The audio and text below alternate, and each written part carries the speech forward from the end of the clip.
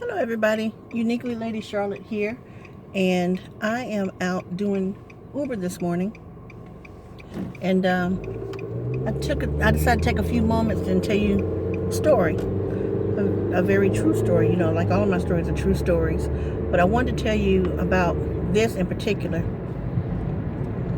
Over the weekend, I was at my oldest daughter's house, Uniquely Lady Candy Cane, and house sitting on Wednesday. She went to court, got him removed from the home, not before he tore up the TV in the living room, the 55 inch. He must have thrown something at it and hit it. But anyway, there's a big old circle in it. Okay. So I think it happened earlier on another one of those nights he was having a temper tantrum.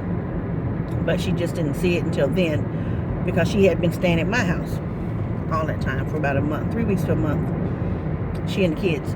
But on Wednesday, I took my mama with me. I was gonna call her Shotgun Sally, but I took my mama with me, and we went down there and we just house sat. So that also gave Mom and I, time to spend together and watch, Roku and B-rated movies. She can't stand B-rated movies. She yells and screams at the TV the whole time, which I think that's what they're designed for, but she don't like B-rated movies.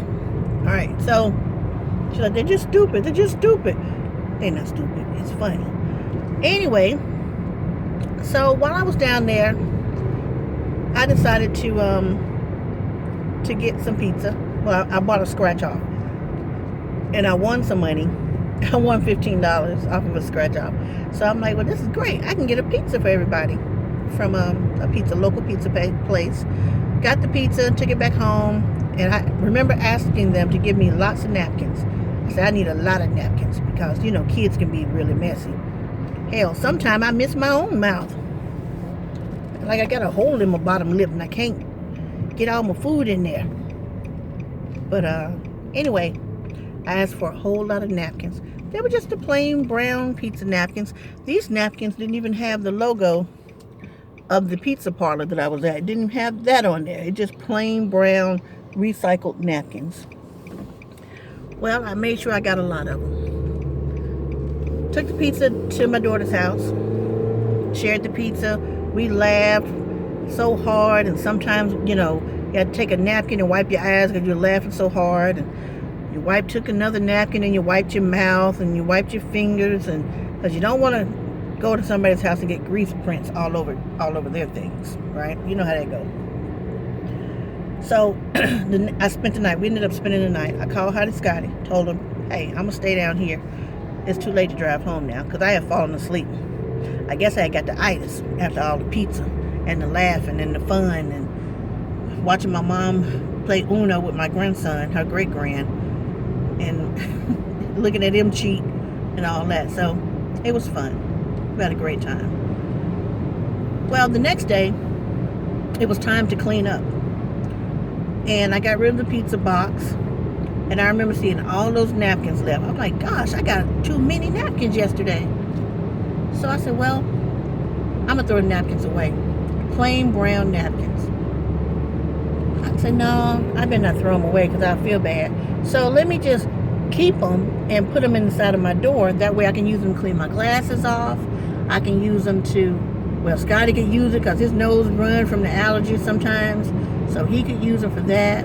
Or maybe I could use them to wipe off my side mirrors if I need to.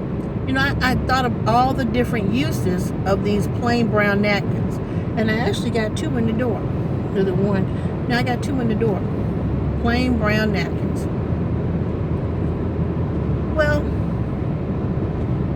after that, let's see, next day was Thursday. Yeah, Thursday, I came home and I started doing Uber. Changed my clothes, I cleaned up, changed my clothes and everything, showered, whatever. Started out doing Uber in my town. Reminiscing about the night before. All the laughter, the jokes, just funny. Mama kept saying, I had a great time. Because it was. We had a great time. Laughing and kicking it up. It was fun. Well, I got a ping. I actually did 2 Uber trips. And I was like, I need to take a break. So, because I was tired from the night before. So I'm like, I need to take a break. I was reaching for the phone to cut it off because I wasn't going to do any more trips until I took a little nappy poo. But I changed my mind and I said, no, I'm going to do one more trip. Just one more trip. Ding! I got one. I said, okay, they're just down the street. I couldn't pronounce the name. It was one of those. It was a name of someone from another country. Okay, I couldn't pronounce it. So I go and I'm looking for them. And by the name I couldn't tell if it was male or female. So I'm looking for somebody just kind of standing out and off to the side on their own. Well, when I get there, there's a man sitting on a curb. And he's got his head down between his legs. You know how you sitting down, your knees up high, and you got your hand laid like that on your knees? He was like that. So I pulled up, he looked up, I looked at him, and I pointed, and he said yes. And I opened the back door, he got in. So we're driving. After I accept the trip, we're driving. And I hear him sniffing. But I'm like, well, pollen is out. It's really high today. So, I don't know. Maybe he's got allergies. I kept driving, and I heard him sniffling again. Then he was on the phone. He made a phone call, and he was talking, but he was in between breaking down and trying to talk at the same time. You know that feeling. You got that lump in your throat. You got your head pounding. You're trying to talk, but if you say the wrong thing, or if the other person say the wrong thing, you're just going to break down and lose it. He was at that point. So I looked back over at him. He had his head down like that and talking on the phone, trying to talk quiet in a different language. And I just reached over because he finally broke down. It's like a dam had just burst. He lost it. He was crying hard.